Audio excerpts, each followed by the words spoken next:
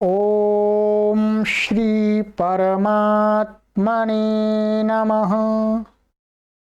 ओम श्री गुरुभ्यो नमः। ओम श्री ऋषिभ्यो नमः। ओम असतो मा सद्गमय तमसो मा ज्योतिर्गमय मृत्योर्मामृतंगमय।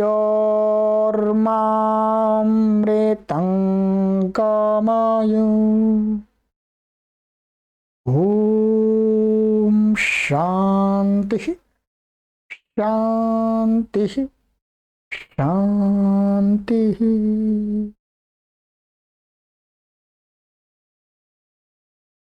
सभी को सादर नमस्ते। देववाणी संस्कृतम यूट्यूब चैनल में विशुद्ध रामायण कथा श्रृंखला में कक्षा 4 में आप सभी का हार्दिक अभिनंदन है। मित्रों, विशुद्ध रामायण कथा को हम पढ़ रहे हैं। आज यह 4थी कक्षा है और आप सभी पाठकों की सुविधा के लिए प्लेलिस्ट में एक कॉलम बना दिया गया है, विशुद्ध रामायण कथा। उस कॉलम पर क्लिक करके आप सभी वीडियोज को अपने समय की अनुकूलता से कभी भी देख सकते हैं और इसके अतिरिक्त इन वीडियोज को आप देववाणी संस्कृतम ऐप के अंदर भी देख सकते हैं। ऐप को डाउनलोड करने का लिंक वीडियो के डिस्क्रिप्शन में आपको दे दिया गया। तो मित्रों, हम विशुद्ध वाल्मीकि रामायण को पढ़ रहे हैं। 3 कक्षाओं में हमने कुछ थोड़ी सी बातों पर चर्चा कर ली है। वो उन चर्चाओं को हमारे पाठकों ने पीछे देखा है और जिन्होंने नहीं देखा है वो पीछे देख लें। ये कथा हिंदी के माध्यम से हो रही है और संस्कृत के पाठक और हिंदी के पाठक दोनों प्रकार के पाठक इस कक्षा का लाभ ले सकें, उसी के अनुरूप हम इस कक्षा को संचालित कर रहे हैं। उसी तरह की भाषा भी हम आपके लिए प्रयोग कर रहे हैं। तो मित्रों, आज मैं आपको सबसे पहले एक निवेदन कर देना चाहता हूं कि हम राम कथा पढ़ रहे हैं, रामायण कथा, विशुद्ध रामायण कथा। तो विशुद्ध का अर्थ होता है कि बिना मिलावट का, और रामायण माने राम की कथा। ठीक है, तो रामायण कथा का रामायण राम की कथा। अब मैं आपसे आज सभी प्रबुद्ध लोगों से, मित्रों, ये जो कक्षा है ध्यान रखेंगे, ये सामान्य लोगों को समझ में आने वाली कक्षा नहीं। तो प्रबुद्ध वर्ग है, जो कुछ चिंतन करना जानता है, चिंतन करना चाहता है, चीजों को सही और गलत को जानना चाहता है, उन लोगों के लिए ये कथा है।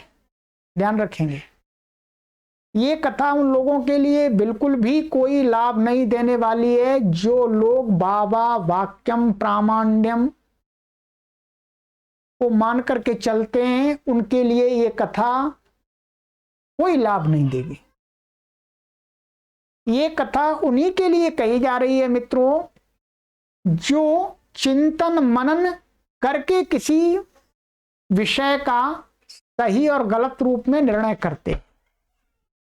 तो आपको यहां चिंतन करना पड़ेगा। मैं जो बातें बताता हूं उन पर भी चिंतन करना है। आपने जो कुछ पीछे सुना हुआ है उस पर भी चिंतन करना है। ठीक है, आप जो भी कुछ दूसरों की पुस्तकों से पढ़ लिया है आपने, उसके अनुरूप आपकी बुद्धि बन गई है, उस पर भी आपको चिंतन करना है। चिंतन करना है, उसके बाद में आपको जो सही लगे, सत्य लगे, उसको आपको मानना है। ना मेरी बात को मानना है, ना दूसरों की बात को मानना है। मेरी बात को और दूसरों की बात को केवल सुनना है और सुन करके चिंतन और मनन करना है। उसमें से जो आपको सत्य प्रतीत हो, सही प्रतीत हो, उसको आपको मानना है। ठीक है, मेरा किसी से भी कोई आग्रह नहीं है, पर इतना निवेदन जरूर है कि आप इन बातों पर विचार कीजिएगा, इन बातों पर तर्क कीजिएगा, इन बातों पर विवेक पूर्वक चिंतन कीजिएगा, तभी आप सही और गलत का निर्णय कर पाए। ठीक है, क्योंकि बाबा बाक्यम वाली ये कथा नहीं है कि हाँ जी गुरुजी बोलते जा रहे हैं जी हाँ हाँ, और श्रोताओं को यही नहीं पता कि गुरुजी क्या बोल रहे हैं, बस इतना पता होता हाँ गुरुजी हाँ हाँ हाँ, तो सिर हिलते रहते हैं कथाओं में हम देखते हैं। तो ये सिर हिलाने वाली कथा नहीं है, ये सिर को लगाने वाली कथा है, सिर का प्रयोग करने वाली कथा है, ध्यान देंगे। ठीक है, इसमें सिर खपाना है आपको, परिश्रम आपको भी करना है। तो मित्रों, आज मैं आपसे विशेष निवेदन करने जा रहा हूं, ध्यान देंगे। आपको घबराना नहीं है, आपको डरना नहीं है, आपको कुछ गलत नहीं सोचना है, क्योंकि मैं आपको नई नई बात बताऊंगा। मैं संस्कृत का विद्वान हूं इसलिए, और राम कथा को कह रहा हूं, और राम कथा पूरी संस्कृत भाषा के अंदर है, तो संस्कृत के शब्दों का भी नया नया अर्थ भी आपको दे। मित्रों, राम नाम में लोगों के अंदर बहुत भ्रांति है। कथा आरंभ हो गई है, अब समझ लीजिएगा। जो समाज में एक राम नाम है, जो भगवान श्री राम में भी लगा हुआ है, क्या ध्यान दीजिएगा, ये भ्रांति शास्त्रों को ना पढ़ने के कारण से, संस्कृत भाषा को ना पढ़ने के कारण से भ्रांति उत्पन्न हुई है, और वो भ्रांति बढ़ती ही जा रही है। उसको रोकने का कोई प्रयास ही नहीं है। मैं अपने श्रोताओं को एक प्रचारक के तौर पर तैयार कर रहा हूं। ठीक है, ये एक राम शब्द है। भगवान श्री राम जी का भी नाम राम है, और भी बहुत सारे अनेक लोगों के नाम राम है, और एक भगवान ईश्वर का भी नाम है। ध्यान देंगे, हम दो पर चिंतन कर लेते हैं। एक भगवान श्री राम जी का नाम है, और एक ईश्वर का भी नाम है। क्या इस नाम से दो का हमें बोध होता है, एक ईश्वर का बोध होता है और एक श्री राम का बोध होता है, और भी है, अभी इसको बताएंगे।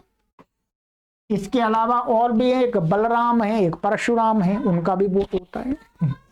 कैसे कहते हैं, लोक में तीन राम हैं, एक श्री राम, एक परशुराम और एक बलराम। चलो आगे भी देख लेंगे, पर कोई बात नहीं मित्रों। ये राम शब्द मैं आपको पूछूं ये किस भाषा का है, आप कमेंट करके बताइएगा। ये राम शब्द किस भाषा का शब्द है बताइएगा। अंग्रेजी का है, फारसी का है, उर्दू का है, जर्मन का है, जर्मनी का है, फ्रेंच का है, किसका है? आप कहेंगे हिंदी का है। बहुत सारे लोग यही सोच रहे होंगे हिंदी का है, परंतु नहीं, हिंदी का भी नहीं है। ये जो राम शब्द है ये एकदम शुद्ध रूप से 100% शुद्ध रूप से इसका है संस्कृत भाषा का ये शब्द है। ध्यान दें, किसका है? राम शब्द एकदम 100% शुद्ध संस्कृत भाषा का शब्द है। अब मित्रों, इस राम शब्द का अर्थ आपको जानना है तो कैसे जानेंगे?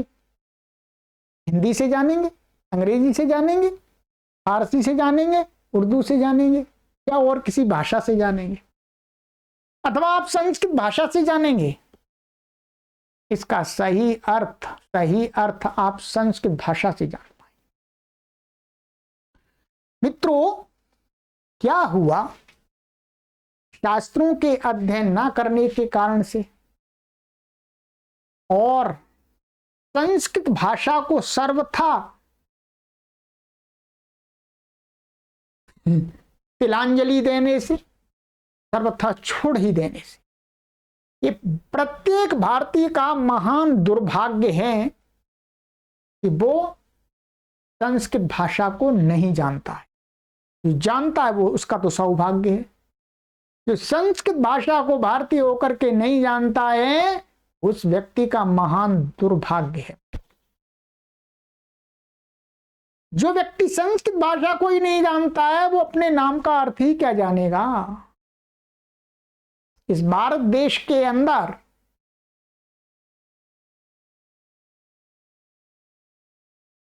हिंदू संस्कृति को मानने वाले लोग, वैदिक संस्कृति को मानने वाले लोग यदि एक क्षण के लिए विचार कर लें कि अरे हमारा नाम किस भाषा का है,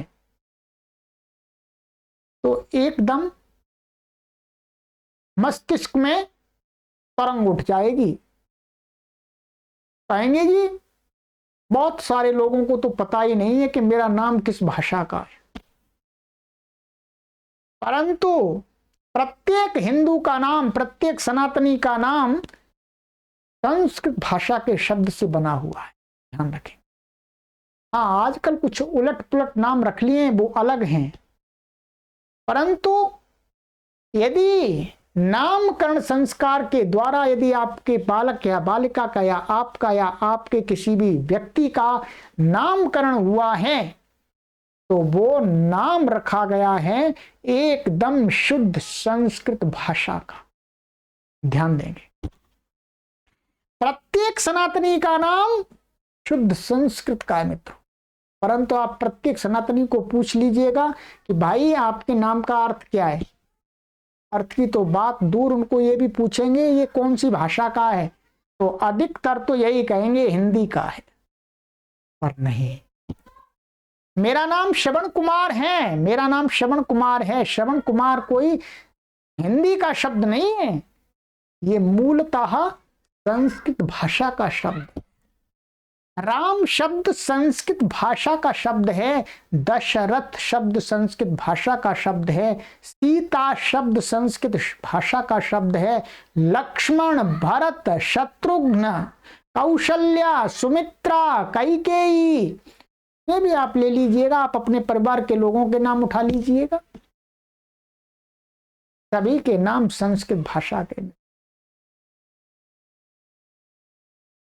परंतु हमारा दुर्भाग्य सबसे बड़ा तो यही है कि हमारा नाम जिस भाषा का, उस भाषा को हम जानते ही नहीं है और ना जानना चाहते हैं, ना पढ़ना चाहते हैं। इससे बड़ा दुर्भाग्य मित्रों हमारा क्या हो सकता है, क्या हो सकता है।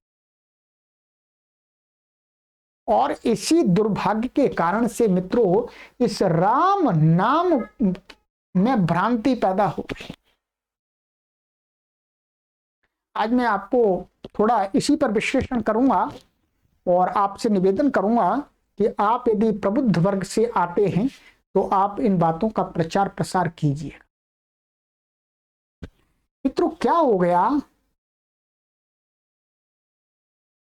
भगवान श्री राम जी का जो नाम और एक ईश्वर का जो नाम राम, उन दोनों को एक कर दिया गया। ये सबसे गलत बात है। मैं आपको बताता हूं कि राम शब्द का क्या अर्थ हो सकता है। मैं संस्कृत को पढ़ाने वाला हूं, संस्कृत की आपको गहराई से सब बातों को बता सकता हूं, ठीक है। आज मैं आपको राम शब्द के बारे में ही बताता हूं। देखिएगा, ये राम शब्द है, जो राम शब्द कैसे बनता है ये आप देख रहे हैं। और संस्कृत के शब्दों की सही जानकारी आपको चाहिए तो वो मिलेगी आपको डिक्शनरी में, शब्दकोशों में, संस्कृत के जो शब्दकोश है।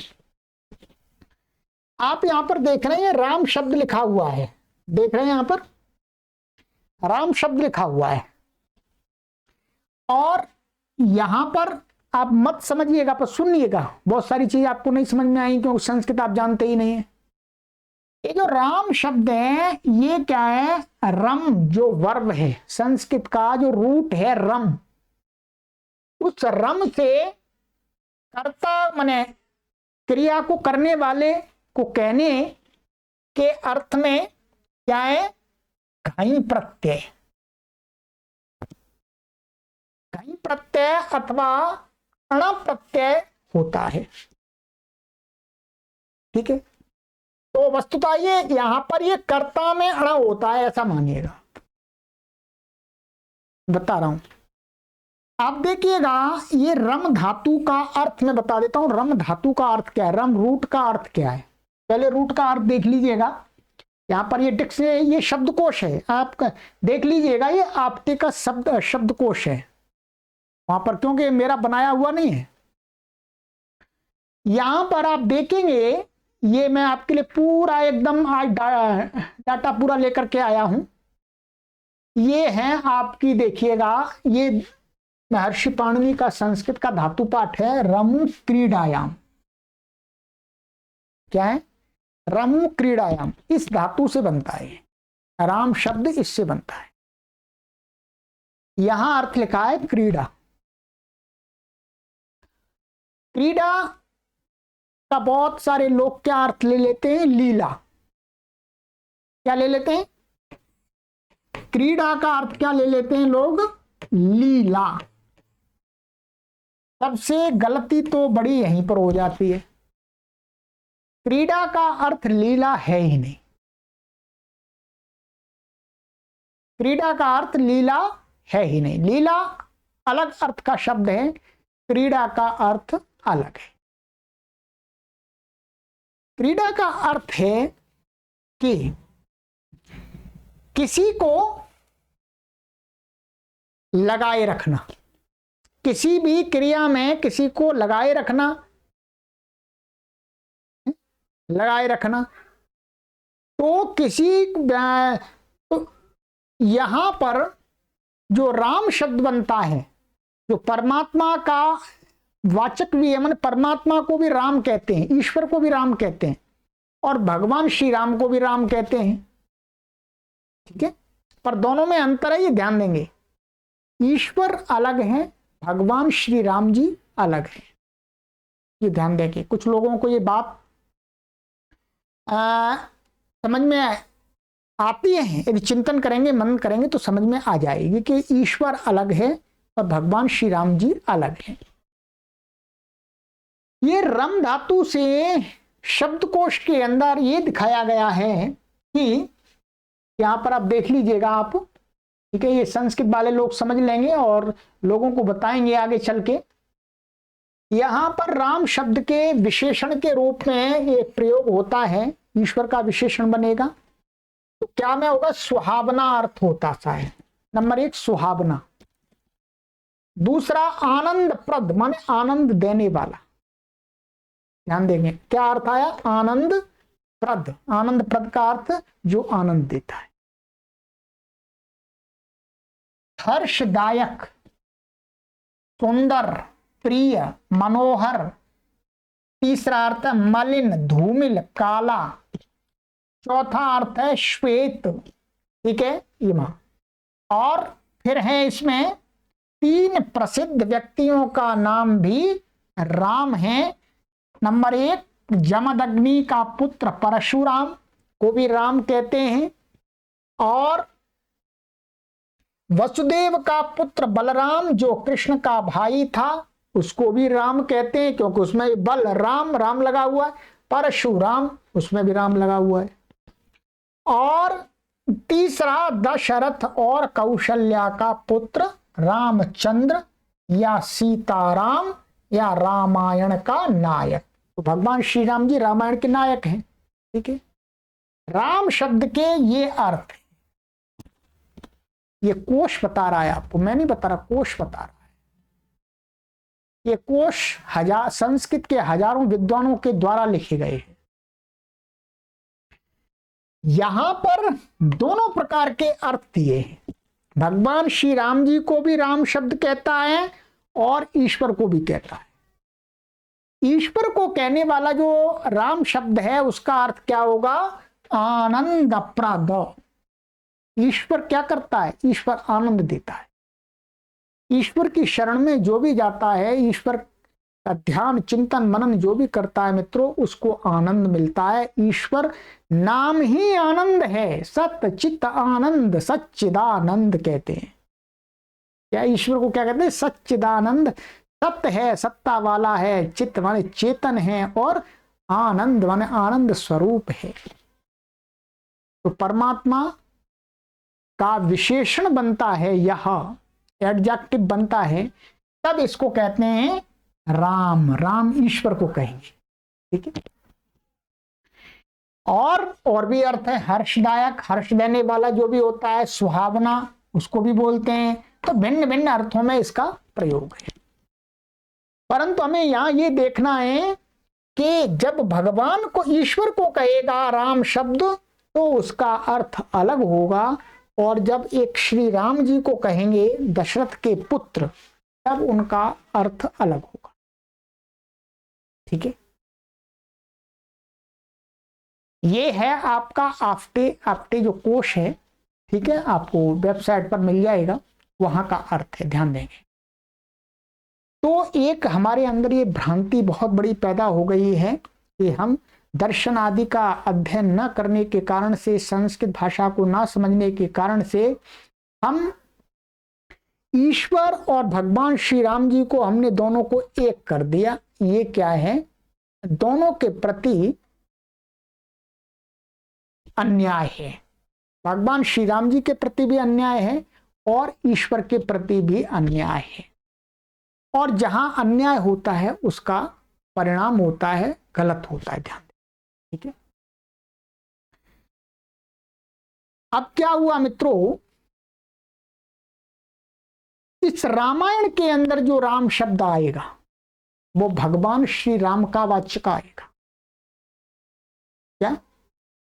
इस रामायण के अंदर जो राम शब्द आएगा वो भगवान श्री राम जी के नाम वाला आएगा। ईश्वर का वाचक राम शब्द रामायण में नहीं आएगा, ये ध्यान रखेंगे। बस मेरा इतना ही आपको दिखा दिया। और यदि आपको विशेष और जानकारी लेनी है तो आप, एक कोश है अमर कोश, अमर कोश में आप देख लीजिएगा। अमर कोश में यहां पर ये दिया हुआ है, ये आपका अमर कोश में श्लोक में राम शब्द आया है, गंधर्व शरभो राम श्रीमरो गवय शशः त्यादयो मृगेन्द्राद्या गवाद्या पशुजातयः। यहाँ पर राम शब्द पड़ा हुआ है। यहां पर राम शब्द के क्या अर्थ बताए हैं उनको मोटा सा देख लीजिएगा, संस्कृत के पाठक अच्छी प्रकार से समझ जाएंगे मित्रों। यहां ये दिया है, देखिएगा, ये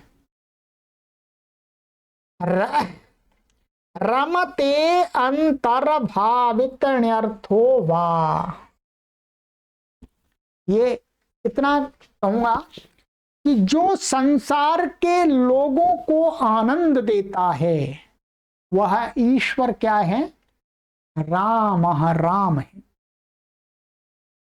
ठीक है। अंतर्भावित ऋणत का अर्थ होता है कि देने वाला, आनंद प्राप्त करने वाला नहीं, आनंद देने वाला, ये अनर्थ होता है, ठीक है। और दूसरा इसका अर्थ ये भी हो सकता है, रमनते अस्मिन अनेन इति वा रामा, माने जिसमें संसार के लोग जाकर के उसके पास में जाकर के उसके साथ में ध्यान लगा करके उस परम चेतन सत्ता के साथ में अपनी आत्म संतुष्टि को प्राप्त करते हैं, वो भी वह ईश्वर राम होता है। तो यहां पर तो राम शब्द जो दिखाया गया है वो वस्तुतः ईश्वर का वाचक दिखाया गया, ठीक है।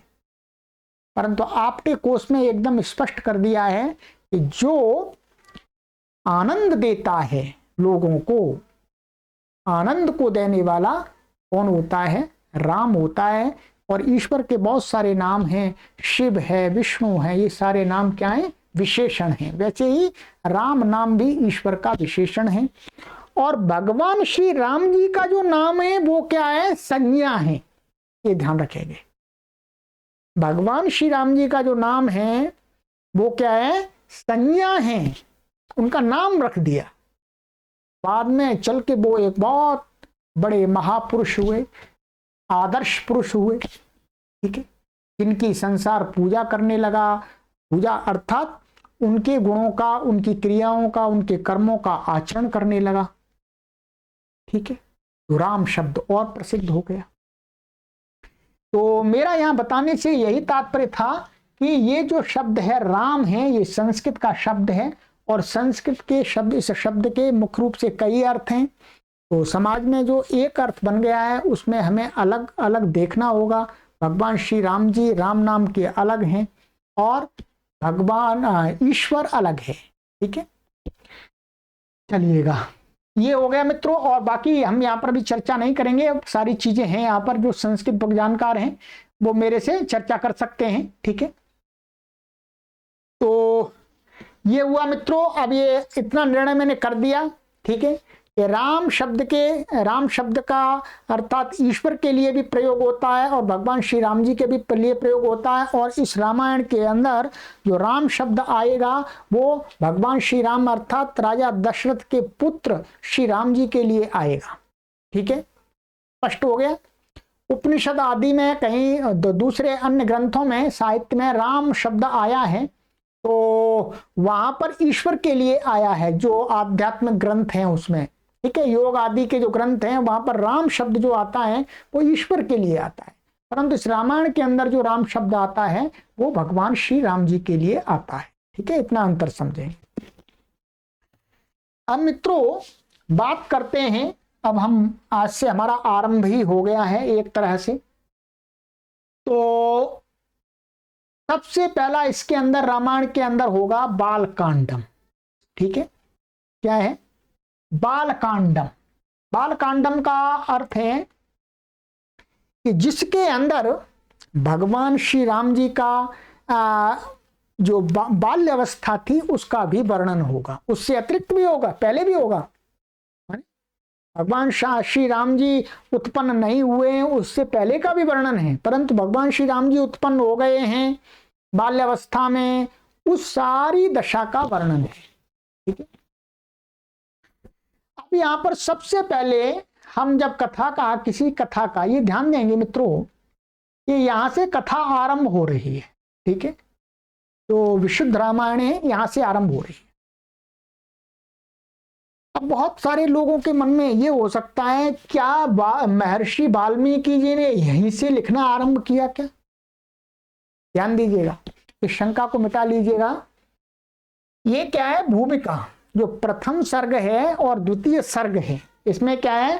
ये कांडम है, फिर उसके अंदर सर्ग है।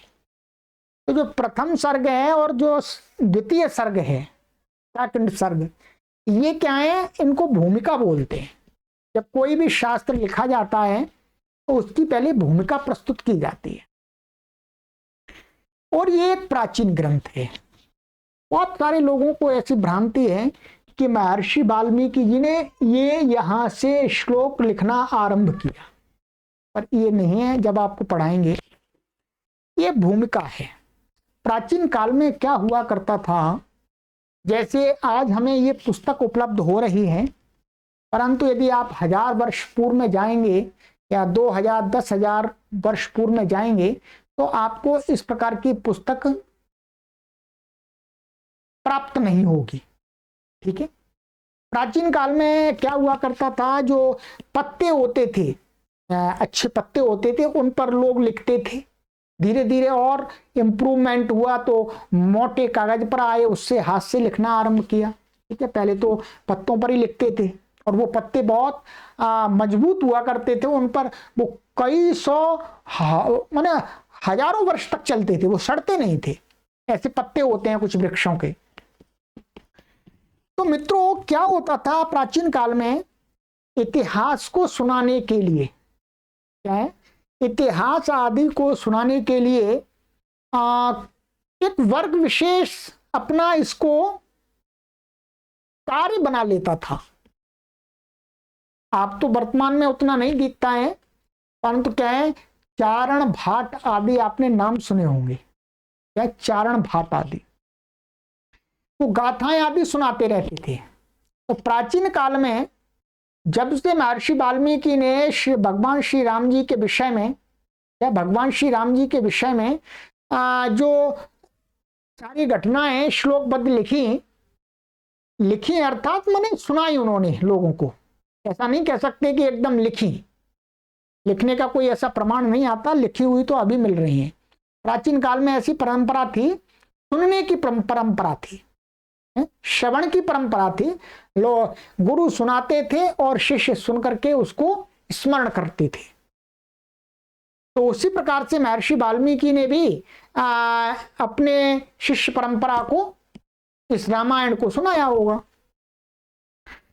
तो क्या हुआ, तो जो एक वर्ग विशेष इसी काम को करता था, इतिहासों को सुनाना, गांव गांव जा करके, नगर नगर में जा करके 2-2, 3-3, 10-10, 20-20 दिन क्या करते थे, वो इसी ऐसे ही ये गाथाएं सुनाते थे।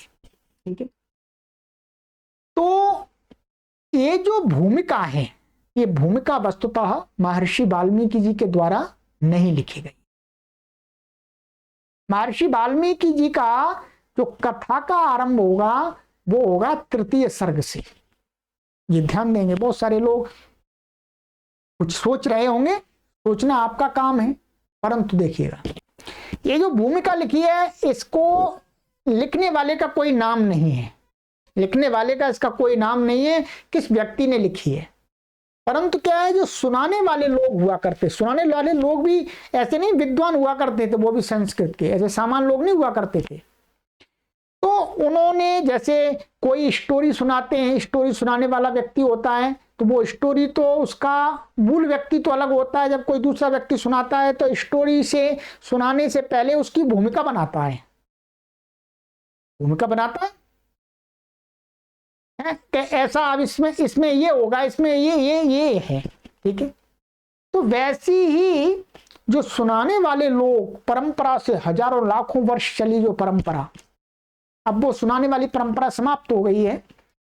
तो उस सुनाने वाली परंपरा में ये भूमिका के रूप में आरंभ हुआ है, जिसके 2 सर्ग हमें उपलब्ध होते हैं। 2 सर्ग में महर्षि वाल्मीकि आगे क्या कहेंगे भगवान श्री राम जी के विषय में, उसकी भूमिका बनाई है। ठीक है, तो ये जो श्लोक हैं ये महर्षि वाल्मीकि जी के वस्तुतः नहीं है। हाँ, रामायण का पाठ तो है, क्योंकि रामायण की भूमिका बना रहे हैं, रामायण की भूमिका बना रहे हैं।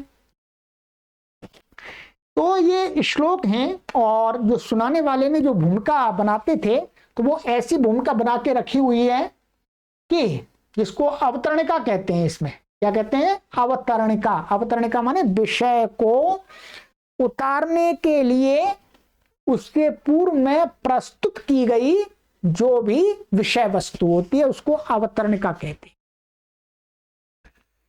तो जो सुनाने वाले हैं, जो आगे कथा सुनाएंगे महर्षि वाल्मीकि के द्वारा कही हुई, तो वो कहते हैं कि ऐसा ज्ञात होता है, ऐसा हमें परंपरा से पता पड़ा है कि एक बार महर्षि वाल्मीकि के पास में एक नारद है। नारद जी, आप नारद जी का नाम सुनते होंगे। वस्तुतः नारद एक उपाधि है। नारद क्या है, एक उपाधि है। व्यास क्या है, एक उपाधि है। परंतु लोगों में थोड़ी भ्रांति हो गई है कि लोगों ने नारद किसी व्यक्ति विशेष का नाम जान लिया। क्या व्यक्ति विशेष का नाम कर दिया नारद, जबकि ऐसा नहीं है। जो एक नारद उपाधि वाले लोग हुआ करते थे, आज भी भिन्न भिन्न, जैसे हम दूत बोलते हैं, ठीक है, राजदूत बोलते हैं, तो जो नारद उपाधि वाले माने नारद उपाधि उसको दी जाती थी जो समाज में घूम करके घटनाओं को जानते थे। एक स्थान से दूसरे स्थान उनका कार्य भ्रमण करना था, वो भ्रमण करते थे। आज भी बहुत सारे लोग इस प्रकार के होते हैं कि अपना कार्य एक अलग प्रकार से बना लेते हैं, भाई हमको घूम घूम करके चीजों को जानना है और लोगों को बताना है। तो ऐसा काम करने वालों का ही एक वर्ग तैयार हुआ था, मन उपाधि लगाई जाती थी, उसको बोलते थे नारद। तो नारद किसी व्यक्ति एक विशेष का नाम नहीं है, ये ध्यान देंगे। आपको नारद उपनिषद में भी मिल जाएंगे, ठीक है और आपको महाभारत में भी मिल जाएंगे, रामायण में भी मिल जाएंगे। तो भाई नारद एक व्यक्ति है तो कैसे मिल सकता है? तो नारद वस्तुतः एक उपाधि है। ऐसे ही जो व्यास है वो भी एक उपाधि है। तो ना कहते हैं कि जो नारद उपाधि वाले एक व्यक्ति थे उस समय के, वो महर्षि वाल्मीकि जी का आश्रम में आए और महर्षि वाल्मीकि जी से कुछ पूछते हैं, ठीक है। तो आइएगा आप श्लोक के अंदर देखते हैं थोड़ा सा, ठीक है, क्या कहते हैं। श्लोक कहाँ है? तपः स्वाध्याय निरतम तपस्वी वाग्विदाम वरम नारदम परिप्रच्छ वाल्मीकिर्मुनि पुंगवम। कहते हैं कि तप और स्वाध्याय में निरत, तप में लगे हुए, स्वाध्याय में लगे हुए, वक्ताओं में चतुर एवं मुनियों में श्रेष्ठ नारद जी से तपस्वी वाल्मीकि मुनि ने पूछा। क्या है? जब नारद जी आए उनके आश्रम में तो वाल्मीकि जी ने उनसे पूछा। प्राचीन काल में तो आश्रम बने हुआ करते थे, तो महर्षि वाल्मीकि जी का अपना एक आश्रम था, उसमें लोग आते रहते थे ना। एक बार नारद जी आए कहते हैं, ठीक है। तो नारद जी ने, और वो नारद जी कैसे हैं, ठीक है, नारद जी कैसे हैं? कहते हैं तप में लगे हुए, सामान्य व्यक्ति नहीं, तप करने वाले हैं, और स्वाध्याय में निरत, माने स्वाध्याय प्रतिदिन करते हैं। ये हमारे शास्त्रों की परंपरा है। शास्त्रों में ऐसा कहा गया है कि स्वाध्यायान मा प्रमादः, स्वाध्याय से मनुष्य को प्रमाद नहीं करना चाहिए, प्रतिदिन स्वाध्याय करना चाहिए। चाहे आधा पृष्ठ आप स्वाध्याय करें, चाहे आधा पृष्ठ आप स्वाध्याय करें, परंतु प्रतिदिन आप स्वाध्याय करें। तो नारद जी कैसे स्वाध्याय करने वाला, वक्ताओं में चतुर हैं। और जो नारद उपाधि के लोग होते हैं वो वास्तुतः वाणी के बहुत बड़े कलाकार होते हैं, वाणी के कलाकार होते हैं। तो वक्ताओं वो चतुर, अपनी बात को बहुत अच्छी प्रकार से प्रस्तुत करते हैं। और कहते हैं मुनियों में श्रेष्ठ। तो मुनियों का अर्थ है नारद उपाधि वाले लोग भ्रमण करते हैं। वो एक जगह कहीं ऐसा नहीं कि वही रह करके कोई कार्य करते, नहीं, वो घूम फिर करके कार्य करते हैं, इसलिए वो मुनियों की कैटेगरी में आते हैं। मुनियों की कैटेगरी में भी वो क्या श्रेष्ठ नारद हैं। ये वाले जो वाल्मीकि जी के पास में आए हैं तो वो श्रेष्ठ नारद हैं, सामान्य नहीं। तो कहते हैं नारद जी ने तपस्वी वाल्मीकि मुनि ने पूछा नारद जी से। अब वो आए तो भाई प्राचीन काल में ऐसा ही होता था कि विद्वान लोग एक दूसरे के यहाँ पर जाते थे तो आपस में चर्चा करते थे। आजकल तो वो समय खत्म हो गया है मित्रों। तो कहते हैं नारद जी से महर्षि वाल्मीकि जी ने क्या पूछा? कहते हैं कोन्वस्मिन् सांप्रतं लोके गुणवान कश्च वीर्यवान धर्मज्ञश्च कृतज्ञश्च सत्यवाक्यो दृढ़व्रतः। बहुत सुंदर। महर्षि वाल्मीकि मुनि ने नारद जी से पूछा कि कौन, चलिएगा मैं आपको हिंदी पहले बताता हूं फिर आपको हिंदी समझा देता हूं। भगवान इस समय इस संसार में गुणवान, शूरवीर, धर्मज्ञ, कृतज्ञ, सत्यवादी और दृढ़ प्रतिज्ञ कौन व्यक्ति है? ठीक है। कहते हैं महर्षि वाल्मीकि ने नारद से पूछा, आप तो घूमते रहते हैं जी, क्या है, आप तो घूमते रहते हैं, तो मैं ये जानना चाहता हूं कि इस संसार में गुणवान व्यक्ति, शूरवीर व्यक्ति, धर्मज्ञ व्यक्ति माने धर्म को जानने वाला व्यक्ति, और कृतज्ञ व्यक्ति माने अब किसी के द्वारा किए गए उपकार को मानने वाला व्यक्ति, और सत्यवादी, सत्य को बोलने वाला व्यक्ति, और दृढ़ प्रतिज्ञ व्यक्ति माने जो प्रतिज्ञा कर ली और फिर छोड़नी नहीं है। ऐसा व्यक्ति सांप्रतम, सांप्रतम का अर्थ होता है संस्कृत भाषा में, सांप्रतम माने अभी वर्तमान में, क्या, वर्तमान में, वर्तमान में माने उस समय वाल्मीकि जी के समय में वाल्मीकि जी ने नारद जी से पूछा है कि भाई अभी वर्तमान में हमारे और आपके समय में इस संसार में इस प्रकार का व्यक्ति कोई है, आप उसे बताइएगा, उसे बताइएगा। तो कहते हैं और कैसा, और कई बातें उन्होंने पूछी हैं, और कहते हैं चारित्रेण च को युक्तः सर्वभूतेषु को हितः विद्वान् कः समर्थश्च कैकश्चैक प्रियदर्शनः। सदाचार से युक्त, सब प्राणियों का हित करने वाला, विद्वान, सामर्थ्यवान और प्रियदर्शन कौन है, अर्थात जिसका, जिसको देखना अच्छा लगता हो, ऐसा कौन व्यक्ति है।